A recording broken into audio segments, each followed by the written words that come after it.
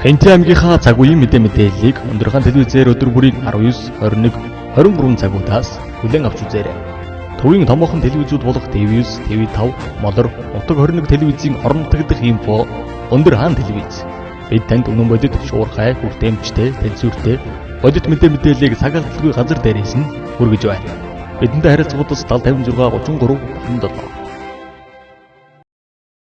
Оройн үзэгчтэй ундрахаан мэдээлэл хэлбэрийн лав гарагийн дугаар энхүү эхлэж байна. Та бүхэндээ мэдээг танилцуулъя.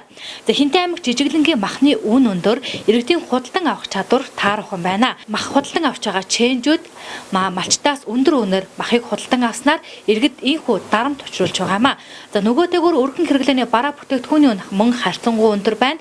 Иргэд өдөр тутмынхаа мах гурил төмсийг худалдан авах чадвартай байгаа бөгөөд бусад төрлийн бараа бүтээгдэхүүнийг худалдан авах боломжгүй байгаа хэмээн иргэд худалдаачид хэлж байгаамаа. Илэрх дэлгэрэнгүй сурвалжлагыг одоо хүлээн авч үзээрэй. Тэгэхээр Хинтээ аймаг дахь инфо одмоо мэдээлж зүүн бүсийн эвт худалдааны төв дээр иргэдийн бараа бүтээгдэхүүний худалдан авах чадрын талаар бид мэдээлэл хүргэж байна.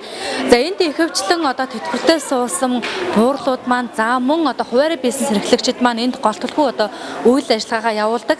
Иргэдийн худалдан авах чадвар таархан байгааг нийт бизнес эрхлэгчид маань хэлж байна. За Хинтээ аймагт махны үн маш өндөр байгаа.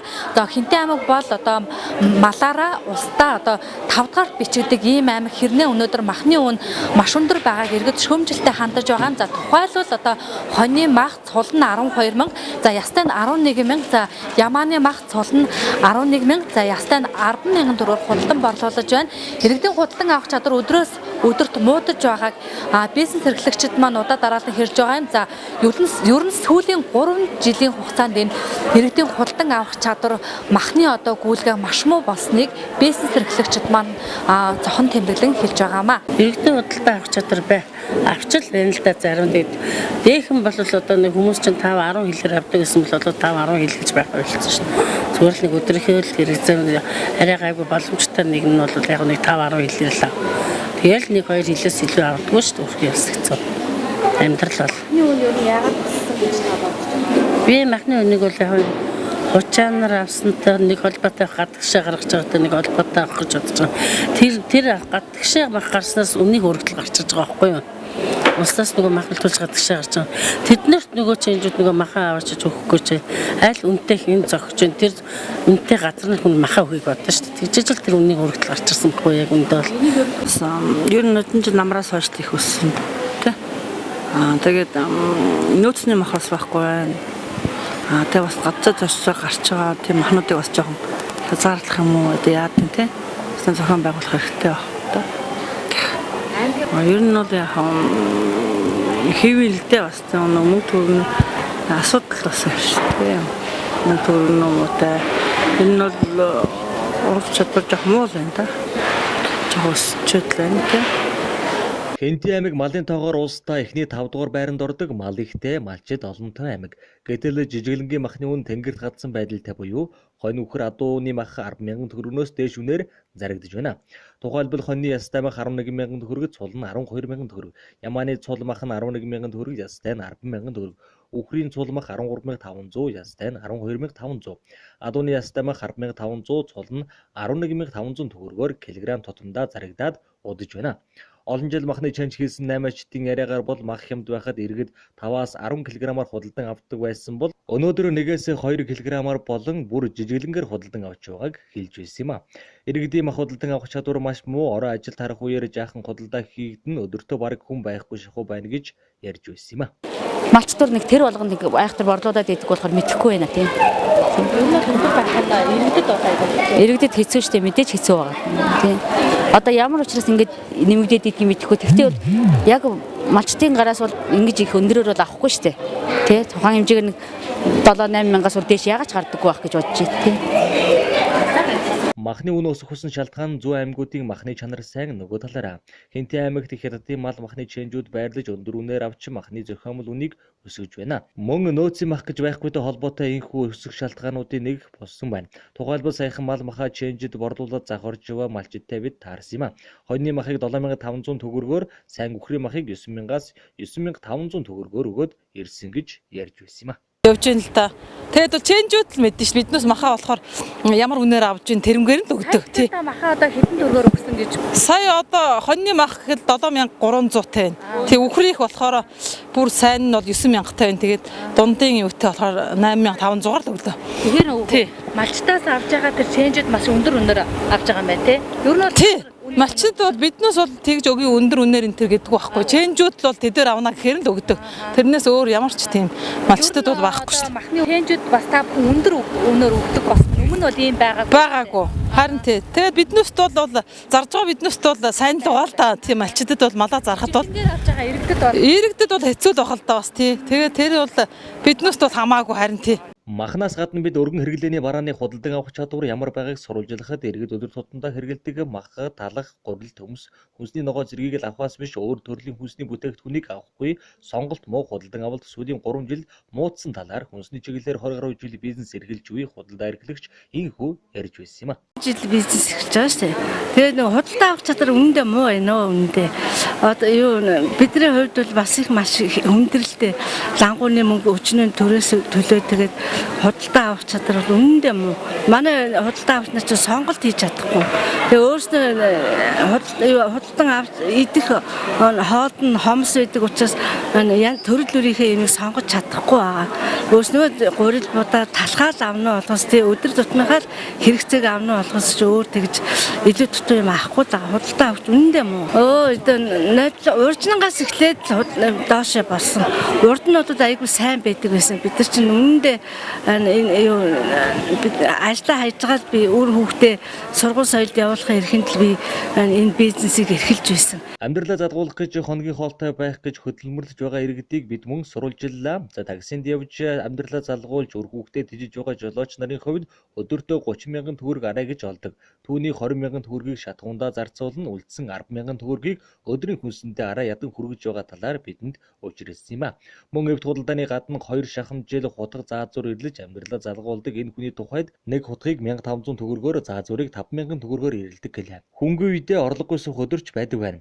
Өдрийн орлогоо өөрийнхөө хэрэгцээнд зарцуулдаг, хүний хөөрөгдөл их байгаа гэж тэр мөн ярьж байсан юм а. Тэгээ бензинээс гадна 10 цастал буудлын өдрийнхөө хэрэглээндээ л зарцуулна шүү дээ. Одоо юу бензин дагаад 30,000 цастал олж яах гэсэн үг шүү дээ. Тэгээд нэг 20,000 та бензин хийх, тэгээд 10,000 амьдралдаа хэрэгжилчих тиймэрхүү л шиний л одоо ингээл явж. Тэ дөрвөн хэрэглээний бараа бүтээгдэхүүн болон тэр дундаа махны үн их өндөр байгаа шүү дээ. Оо тэр үл өстой аюултай байна. Бид бол одоо мах олж иднэхэд бол бид ч одоо Монгол улс одоо махаар малаар их баял гэж яриад байдаг. Махны үн бол одоо замраагүй шүү дээ. Бас арай л дүү юм шиг санагдаад байна. Айгүй хэцүү байна нэрэ. Мах бол айгүй хэцүү. Мах бол үнэтэй байна өө. Яг үннийг хэлэхэд бол. Энэ дэвтэл энд хөдөлгөөтэй хүн сая хөдөлгөөр хүн хатгаар чиний хэлж суулдаг. Хүмүүс хэр хутгаа ирлүүлэх юм? Хүнтэй ирлүүлээ. Та сайн ирлэх үү? Хайрнаа. Нэг хутга заазуурыг хэлээр ирлэх үү? 1500 хутга. Хутга заазуурыг хутга заазуурын 5. 5,000. Өдөр хичнээн төгрөг авдаг болох юм. Одоо хүн хэрэг тэл болно. Гайгүй олчихгүй та. Заримдаа нэг цуг тавгүй, шээх тавгүй л үү. Өнөөдөр шээх тавгүй сая ба 3 хайт талж байгаа дүлж дуустай. Би хөл хугахаа, гар хугахаа. Тэгээд ингээл үтэн. Хэдэн жил ингээд махтаад юу ирэлж байгаа лээ? Нотноо шүү. Нотлонгоос гинэгт худлаан төвдөр суух. Тий. Өвөл одоо яадыг та? Өвөл билүүднэ. Өвөл билүүднэ. Өвөл энд суугаад билүүд. Тэгнь. Өвлийн дотор энэ дотор. Энд дотор суудахгүй даагүй. Суудна. Эрмэтийн иргэдийн худалдан авах чадвар сүүлийн 3 жилээс эхлэн муудсан бөгөөд тэд өдөр тутмын нэр төрлийн хэдхэн бүтээгдэхүүнийг л худалдан авдаг байна. Ара ядан махаа авч өдрийг үл залгуулan амьдарч байгаа иргэд олон байх юм а. Иргэдийн худалдан авах чадвар өдрөөс өдөрт муудаж байгааг эндээс харж болохоор байна. Дараагийн мэдээнд харлаанд болно. За Хинтээ аймгийн Жаргалхан сумын зүгээс иргэд рүүгээ чиглэсэн маш олон төсөл хөтөлбөрүүд сургууль семинарыг амжилттай зохион байгуулдаг. Энэ удаад олон улсын гэр бүлийн өдрийг тохиолдуулан ас жаргал аавас өдрөлгийг зохион байгууллаа. Энэ талаарх дэлгэрэнгүй сурвалжлагыг одоо хүлээн авч байна. Олон улсын гэр бүлийн өдөрт зориулан орон нутгийн үйл ажиллагаанд эцэг эхчүүдийн оролцоог нэмэгдүүлэх, гэр бүлийн хүчирхээлийг бууруулах, айл гэрийн ноён нуруу болсон аавуудын нийгэмд хандах хандлагыг өөрчлөх зорилготой аз жаргал ааваас эхлэн аавуудын өдрөлөг Хинтээ аймгийн Жаргалтаан суманд зохион байгуулагдлаа.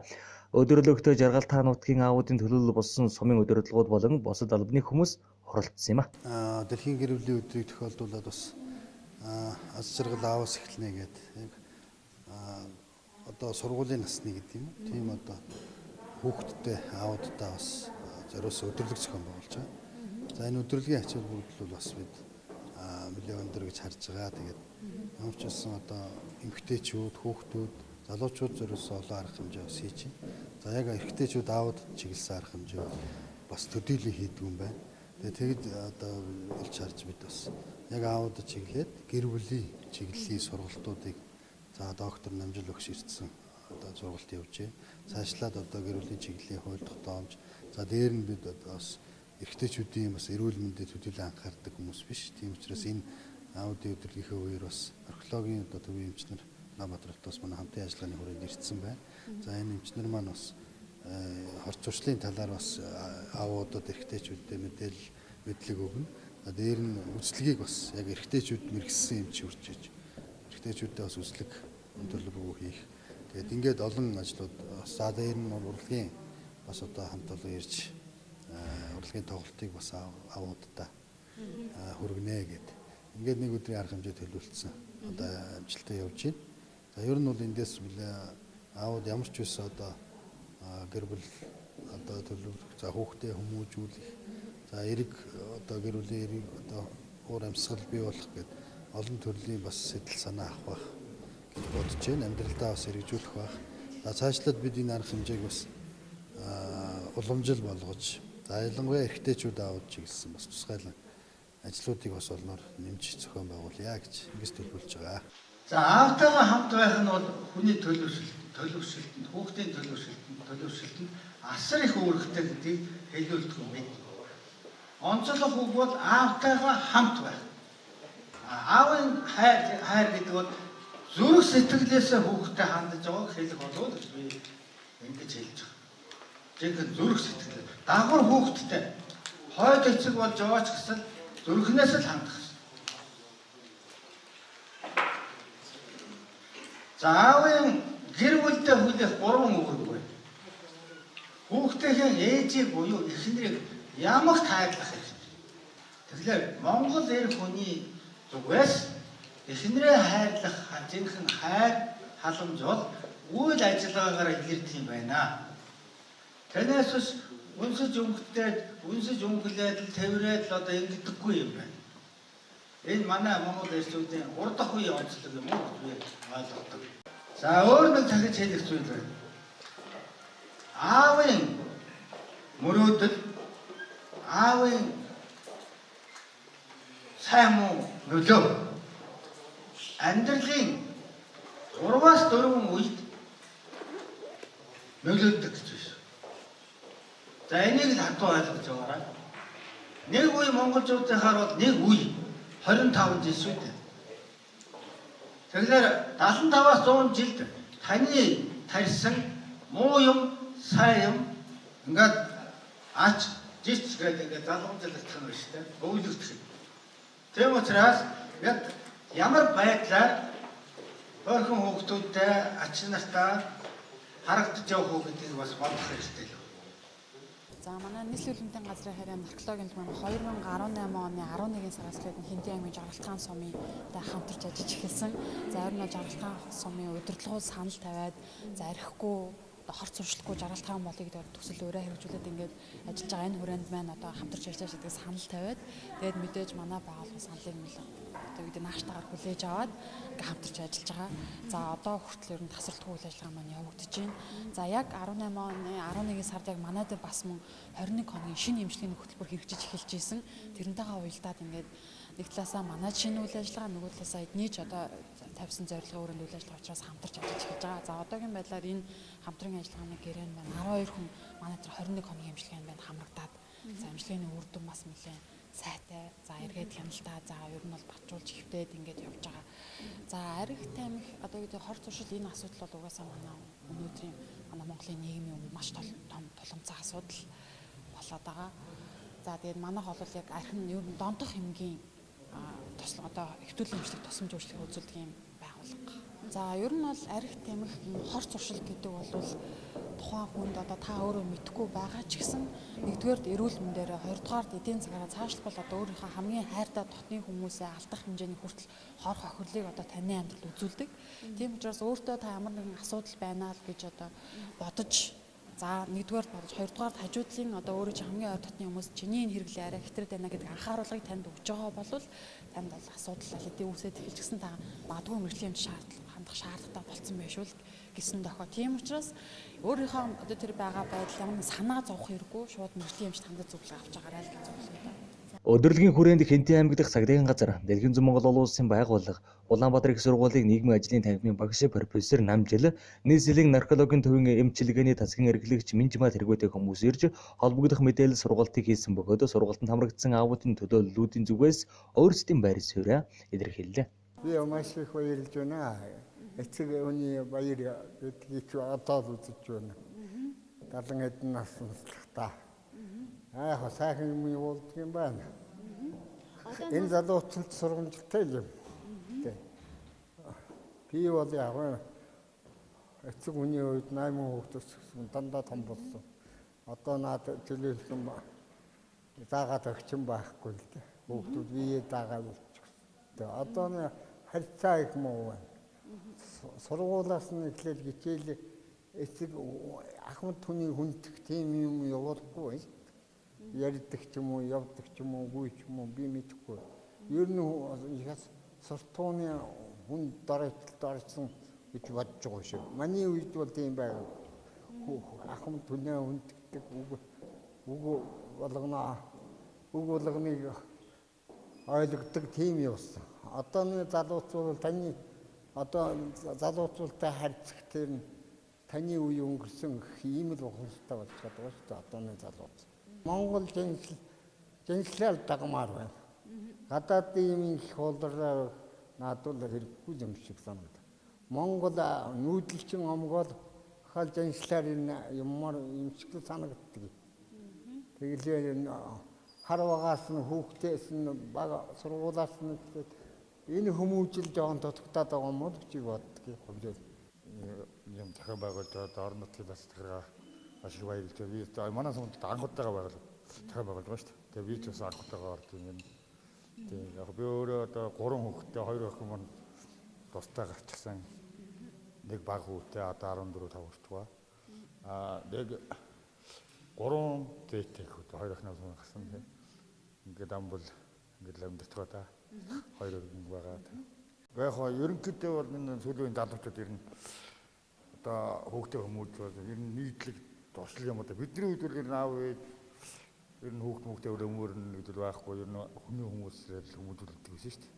Би өөрөө одоо 50 гарчихсан хүн. Тэгээд одооны хүүхдүүд бол ер нь тэгээд баг эмээ өвөд дагнуулахгүй шахвал шүү. Хүүхдээ маш их өмөр.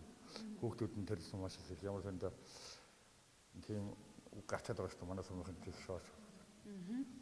Одоо эмээ өвөө нэрийг чинь шоолчихсан. Эх хүүхдийн өвдөлтгөө тоглоом гэдэг. Эцэггүй хайдыг хотдгоо багрыг одоо манайхан тэгээ шоолцсон шүү дээ. Энэ багшийн үг бол маш их соромжтой үг хэлдэг шүү дээ. Энэ багш одоо маш одоо яг бидний одоо амьдралд одоо яг байдаг бүхэл үгсүүд энэ дээр гарч ирдэг шүү дээ. Болдгоо эмээ өвнөөс наг тэр өмөрөхгүй л байж байгаа л. Тэгээд ер нь залуучууд гой сайхан хүүхдээ хүмүүжүүлж байгаа юм байна л дээ. Сүүлийн үед гэр бүлийн хүчирхийлэл тэр дундаа гэмт хэргийн золиосон хүүхдүүд байгааг онцолж нөгөө талаараа согтууруулах хундаа хэрэглэх хорд зуршил донтох хүмүүсийн тоонд өсвөр насны хүүхдүүд багтаж байгаа нь эцэг эхчүүдийн харах хяналт оролцоо чухал байгааг харуулж байгааг мэргэжилтнүүд онцлон хэлж байсан юм а. За Хэнтийн аймгийн доктортой өвчтөний боловсрол 2030 зорилтыг дэвшүүлэн ажиллаж байгаа Ногоон аймагуудын нэг үүнтэй уялдуулан байгальд ээлтэй байгууллага болох зорилт тавин ажиллаж байгаа 8 сургууль 4 цэцэрлэг үйл ажиллагаа явуулж байна. За тэдний нэг нь улсын тэргуулийн хэрлэн дөрвөө сургууль нь эко цэцэрлэг болж Монгол улстай анхдагч хүрэл гэргээний эзэн авсан байна. Энэ талаарх мэдээллийг одоо хүлээн авч байна. Монгол улсын засгийн газрын 2016-аас 2020 оны үйл ажиллагааны төлөвлөгөөнд ногоон хөгжлийн бодлогыг хэрэгжүүлэх хүрээнд эко сургууль цэцэрлэгийн үйл ажиллагааг дэмжиж байгаль орчныг хамгаалах уламжлалт ёс заншил байгаль дээлтэй амьдралын хэм маягийг хүүхэд залуус төлөвшүүлэх хүрээнд эко цэцэрлэг хөтөлбөрийг амжилттай хэрэгжүүлж улсын хэмжээнд хамгийн анхны хүрэл гэрээгээ хүртсэн цэцэрлэг болж чадсан байна. Тогтвортой хөгжлийн зорилтыг хэрэгжүүлэх талаар бол одоо бас байгаль орчны яам, манай одоо яам хамтраад бол олон үйл ажиллагааг зохион байгуулж исэн. За тухайн үед ингээд тогтвортой хөгжлийн боловсролыг нэлээд дөрөвт зорилт буюу чанартай боловсрол олох зорилтыг яаж хэрэгжүүлэх вэ? Хүүхдэд багаас нь яаж энэ тогтвортой хөгжил гэдэг юмыг ойлгуулах уу гэсэн талаар сургалтууд явагдаж байсан. Тэгээд анх удаа аймаг дээрээ сургалт явагдахад бол одоо манай цэцэрлэгүүд их идэвхтэй ингэж анх оролцсон. За тэгээд тэр оролцсон цэцэрлэгүүдээс бол хамгийн идэвхтэй ажиллаж Монгол улсад хамгийн анх удаага бол хүрэл гэрээгээ хүртсэн 2 цэцэрлэг манай аймгаас гарсан. Үүний нэг нь одоо манай улсын тэргүүний хэрлэн сумын 4-р цэцэрлэг, нэг нь бор өндөр одоо сумын ингичэн цэцэрлэг хоёр маань энэ жил одоо хүрэл гэрээгээ хүртсэн. За энэ хүрэл гэрээгээ хүртсэний гол ач холбогдол нь юу юм гэхээр тухайн одоо байгууллага бол өөрийнхөө эргэн тойрны орчноо одоо маш сайн шинжилнэ, гадаа дотоод орчноо хүүхдэд аюулгүй, эрүүл, эко байх талд нь одоо зориулж ингэж тогтжуулж сургалтандаа бэлдэх ёстой байдаг. Нэг талаас нөгөө талаас хүүхдүүдэд бол багаас нь тогтвортой хөгжлийн бодлого зорилтыг одоо бас ойлгуулахад одоо чиглэдэг. Жишээлбэл хүүхдүүд одоо сая багшийн бас ярианд гарч ийн ингээд бүгдээрээ ийм хамрын альчуур хэрэгэлдэг ингээд болсон. Ингэснээр бол хүүхдүүдийн нөгөө цаасны хэрэглэгийг тодорхой хэмжээгээр 20 хэдэн мянган төгрөгөөр нууруулсан гэдэг ингээд гарч байгаа. Инхээр бол энэ нэг талдаа байгаль орчин бохирдохоос бас сэргийлж байгаа. Нөгөө талдаа хүүхдүүд эцэг эхчүүдийн нөгөө бас эдийн засагт бол хэмнэлттэй ийм үйл ажиллагаа болж байгаамаа. За одоо ахаад 17 цэцэрлэг хүрэл гэрээгээ авахар ажиллаж байна. За энэ нь одоо үе шаттай бас сургалтанд хамрагддаг. Эхнийхээ сургалтаар бол орчныхоо шинжилгээг яаж хийх вэ? Өөрсдийнхөө одоо орчныг яаж тогтчуулах дээр төлөвлөлтөө яаж хийх вэ гэд тэгээд одоо цаашдаа энийг хүүхдүүдээ, эцэг эхчүүдээ ард нийтдээ одоо яаж танилцуулах вэ гэд ингээд 3 шатны сургалтанд хамрагдаад тэрнийхээ дагуу үйл ажиллагаагаа тайлагнаад тэгээд тодорхой хэмжээгээр хяналт шалгалт хийгээд ингээд одоо бас болцлон биелэгддэг. Тус хамт олон 32 жилийн түүхтэй хийж бүтээсэн ариун туршлагатай хамт олон юм а. 2016 онд улсын тэргүүний цэцэрлэгээр шалгарч 2018 онд анхны хүрэл гэрээгээ эко цэцэрлэг болсон байна. Өнөөдрийн байдлаар 1700 м квадрат AB байртай олон төрлийн хөгжүүлэх үйл ажиллагаа явуулах зориултын анги танхимтай хүүхэд бүр эко орчинд сурч хүмүүжих, эрүүл хүнсээр хооллох, тоглонгоо суралцах, сүүлийн үеийн шилдэг сургалтын арга зүйчээр сурч хүмүүжүүлэх бага насны хүүхдэд сургуулийн өмнөх боловсрол олгож байна. Монгол улсын боловсролын яамнаас баталсан цөм хөтөлбөрийг сүүлийн үед олон улсад хэрэгжиж байгаа хөтөлбөртэй уялдуулан тогтвортой хөгжлийн бодлогын 17 зорилтыг өөрийн цэцэрлэгийн сургалтын хөтөлбөрт уялдуулан сургалтын үйл ажиллагааг явуулж байна. За өнөөдөр манайх хүрэл гэрээгээ авсан тайлан өдрөлгөө эцэг эхчүүд олон аймгийнхаа одоо нийт ард иргэдэд бас танилцуулж байна. За тэгээ энэ хүрэл гэрээгээ авсан гол шалтгаан нь бол Хинтээ аймгийн ногоон хөгжлийн бодлого суурилсан тогтвортой хөгжил 2026 бодлогын баримт бичиг болон бусад одоо баримт бичгийн хүрээндээс их олон асуудлыг шийдэж тогтвортой хөгжлийн одоо 17 зорилтод бас нийцүүлэн олон үйл ажиллагааг бас эцэг эхчүүд хүүхэд багчуудтайгаа хамтарч хийсэн ийм сайхан баярын өдөр болж байна. За тэгээд хүрэл гэрээгээ бол улсдаа бас манай аймгаас 2 цэцэрлэг авсан, бор өндрийн ингичэн цэцэрлэг, манай цэцэрлэг авсан. За тэгээд мэдээж шалгуурыг бол бид бас хангах гэж олон үйл ажиллагаануудыг бас хийсэн. Тэгээд тогтвортой хөгжлийн бодлогод нийцүүлээд бас цэцэрлэгийн гадаад ногоон орчин гэхээсээ илүүтэй тэднэрт одоо Монгол ах уй соёлыг яаж сурах вэ? Тэдний орчин ямар байх вэ? Багш нар сургалтын хөтөлбөр тэдний сурах болцоог бас яаж дэмжих вэ гэд олон чиглэлийг бас энэ тогтвортой хөгжил маань бас багтаасан байгаа. Тэгээд энэ бас чиглэлээр өнөөдөр бас багш нарын маань одоо эцэг эхүүдтэйгээ хамтарч хийсэн үзэсгэлэнгүүд бас энд тавигдсан байна. Аймгийн засаг даргын тамирын газар, байгаль орчин аялал жуулчлалын газраас байгаль дээлтэй төрийн байгууллага шалгаруулах удирдамжийн дагуу 16 чиглэлээр 33 заалтын дагуу шалгуурыг хангаж 2017 онд аймгийн эко цэцэрлэг батламж гардан авлаа. Улсын тэргүүний 4-р цэцэрлэг одоо миний бүх хүүхдүүд тэгээд ач зээнэр маань одоо сурч хүмүүжиж байгаа. Тэгээ одоо энэ манай энэ улсын тэргүүний 4-р цэцэрлэг маань улсын хэмжээгээр зохион байгуулалтаар эко ийм хөтөлбөрт хамрагдаад одоо хамгийн түрүүнд улсын хэмжээнд тогтцол цайтай хоёр цэцэрлэгийг нэгээд шалгар хүрэл гэргээгээ авсандаа баяртай байна. Тэгээ энэ сайхан цэцэрлэг тогтцоолоход их хэсгүүд болон баг сургууль хүмүүжүүлэгч ажилтан авсан хаагчид итгэж зүтгэл гаргаж ийм их сайхан бий болгосон миний хувьд баяртай байна. Тэгээ энэ сайхан цэцэрлэг үр хүүхэд ачцээ удмаараа ингээд амжин суралцж байгаадаа бас сэтгэл өндөр байдаг. Тэгээд цэцэрлэгийн хамт олондоо болон одоо ээж аваадаа баяр талархлаа илэрхийлье. Эко цэцэрлэг болоход эцэг эх асран хамгаалагчийн үүрэг оролцоо хамгийн чухал бөгөөд тэд эцэг эхийн оролцоотой тусламжтайгаар энэхүү орчноо бүрдүүлж бяцхан үрстэй ногоон орчинг бүрдүүлж чадсан байна. Эрхэм үстэй ундрахаан мэдээллийн үйлдвэрийн 5 гарагийн дугаар энэ хүрээд өндөрлөж байна. Маргаашийн мэдээлэл үйлдвэрээр эрхэм үслээ түр баяртай.